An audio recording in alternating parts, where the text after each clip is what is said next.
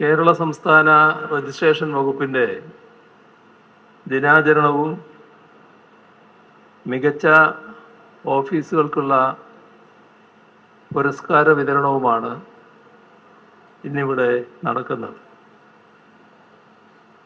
ഇവിടെ പറഞ്ഞതുപോലെ കേരളത്തിലെ ആദ്യ രജിസ്ട്രേഷൻ ഓഫീസായ അഞ്ചരക്കണ്ടിയിൽ വെച്ച് തന്നെ ഈ ചടങ്ങ് സംഘടിപ്പിക്കുന്നു എന്നത് ഈ ദിനാചരണത്തിൻ്റെ പ്രാധാന്യം വർദ്ധിപ്പിക്കുന്നു. നമ്മുടെ സംസ്ഥാനത്തിൻ്റെ വികസന പ്രക്രിയയിൽ വളരെ നിർണായകമായ പങ്കാണ് രജിസ്ട്രേഷൻ വകുപ്പ് വഹിച്ചു പോരുന്നത്. സർക്കാരിൻ്റെ പ്രധാന വരുമാന സ്രോതസ്സാണ് രജിസ്ട്രേഷൻ വകുപ്പ്. അതോടൊപ്പം തന്നെ ജനങ്ങളുടെ സ്വത്തവകാശവും നിയമപരമായ സുരക്ഷയും ഉറപ്പാക്കുന്നതിൽ ശ്ലാഘനീയമായ പങ്കാണ് രജിസ്ട്രേഷൻ വകുപ്പ് വഹിക്കുന്നത്. ഈ വകുപ്പിൻ്റെ ചരിത്രം എന്താണെന്ന് അറിയുന്നതിന് ഇവിടുത്തെ രജിസ്ട്രേഷൻ ഓഫീസിൻ്റെ തുടക്കം എന്താണ് എന്ന് മനസ്സിലാക്കിയാൽ മതി. ഇവിടെയായിരുന്നു ഏഷ്യയിലെ ഏറ്റവും വലിയ കറുവപ്പട്ട തോട്ടം, ബ്രൗൺസ് പ്ലാന്റേഷൻ സ്ഥിതി ചെയ്തിരുന്നത്. അന്ന് ഇവിടെ എത്തിയ മർഡോക് ബ്രൗൺ പ്രഭു സൈന്യത്തിൻ്റെ സഹായത്തോടെ സമീപ പ്രദേശങ്ങൾ പിടിച്ചടക്കുകയും കഴിയുന്നത്ര ഭൂസ്വത്ത് സമ്പാദിക്കുകയും ചെയ്തു. ഭൂമിയുടെ അതിർത്തി നിർണയിക്കാനും രേഖകൾ തയ്യാറാക്കാനുമായി തൻ്റെ ബംഗ്ലാവിൽ തന്നെ ഒരു ഓഫീസ് അദ്ദേഹം തുറന്നു.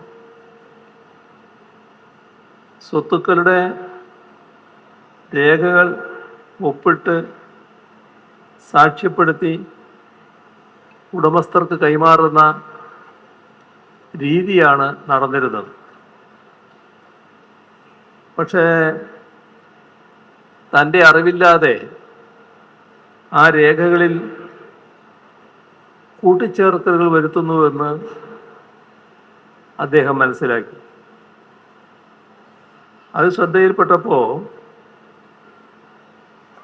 അസൽ രേഖയുടെ ഒരു പകർപ്പ് തൻ്റെ ഓഫീസിൽ സൂക്ഷിക്കാനും പരിപാലിക്കാനും തുടങ്ങി. 1865 ഫെബ്രുവരി 1